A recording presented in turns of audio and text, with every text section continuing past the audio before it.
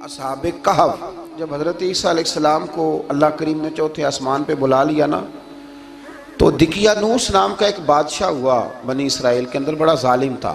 उसने गुमराही फैला दी और जो लोग माज़अल्लाह कुफ्र और शिरक नहीं करते थे उन्हें कत्ल करवा देता। तो 7-8 नौजवान अपना ईमान बचा के भागे।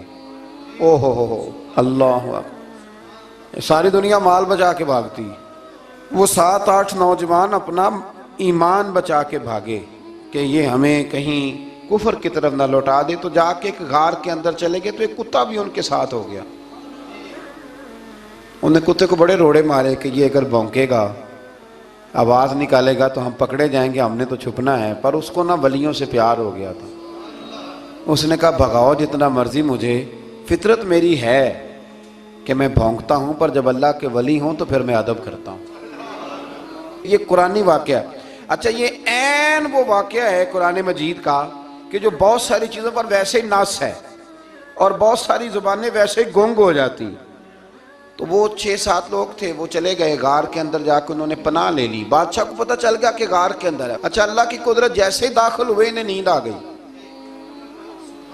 ये सो गए। और कुरान मजीद कहता है, कुरान मजीद के ये लफ्ज़ हैं कि कुत्ता गार के मुंह पर बाजू फैला के बैठ गया, गोया अपने मालिकों की खिदमत कर रहा है।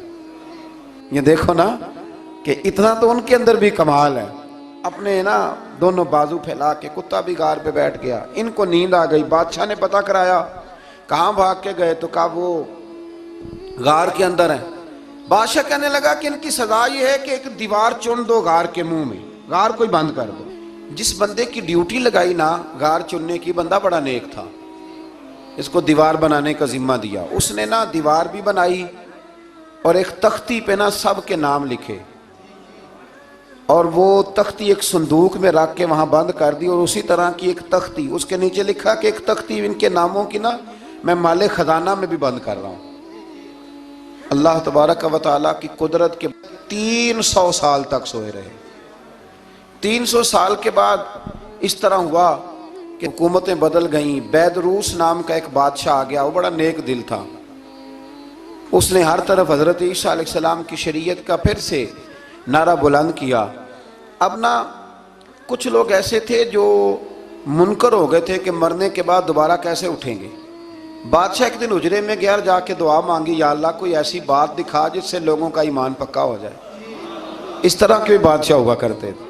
तो रब करीम ने कहा मैंने तो पहले एक राज छुपा के रखा हुआ है, खोल देते हैं। उसने दुआ मांगी और इधर क्या मामला हुआ, एक चरवाहा बकरियां चराने वाला वहां से गुजरा।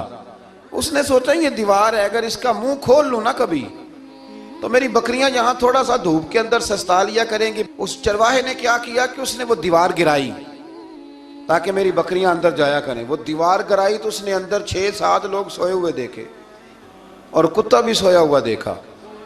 अल्लाह तबारक व तआला अपनी कुदरत से, अपने फजल से उनकी करवटें भी बदलता रहा। अपनी कुदरत से एक तरफ इंसान पड़ा रहे ना तो आज़ा गल जाते हैं, उनकी करवटें भी बदली जाती, मुनासिब रोशनी भी दी जाती और आरत भी। उसने दीवार गिराई तो उनकी आंख खुल गई।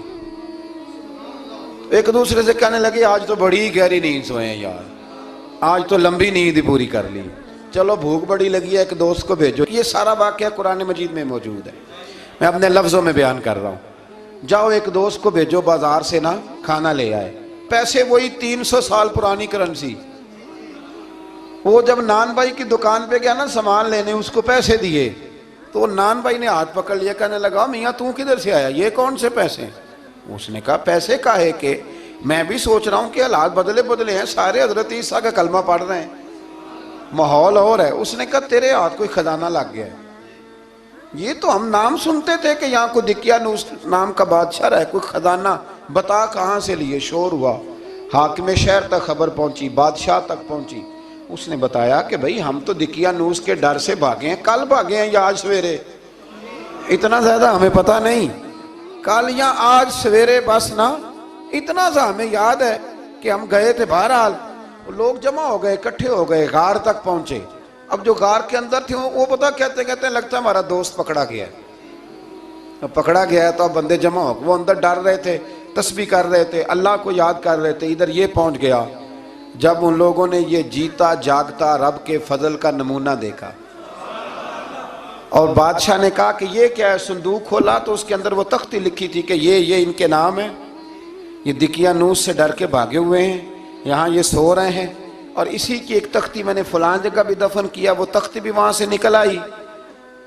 अब सब लोगों की आंखों में आंसू आए और सब कहने लगे ला इलाहा इल्लल्लाह, ला इलाहा इल्लल्लाह, ला इलाहा इल्लल्लाह।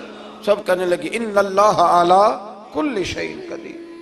जब उनकी बात पूरी हो गई, लोगों के ईमान पुख्ता हो गए, तो असहाबे काफ कहने लगे कि हमें अब इजाज़त है, हम फिर दोबारा गार में जाते हैं। वो गार में गए तो रब ने फिर उन्हें मौत अता फरमाई, नींद अता फरमाई, तोहफा दिया। बादशाह ने फिर उसके आगे दीवार बनाई और वहाँ बादशाह ने एक मस्जिद तामीर करा दी, लोग ज़ियारत करने जाते। ये असहाबे काफ का जिक्र है। अब यहाँ हमारे मुफस्सिरीन ने लिखा है कि वो जो कुत्ता था ना, वो भी साथ ही था। अल्लाह क़यामत वाले दिन उसे इंसानी, या तो इंसानी शक्ल मिलेगी, या जैसे रब का फजल होगा रब करीम उसे भी जन्नत अता फरमाएगा।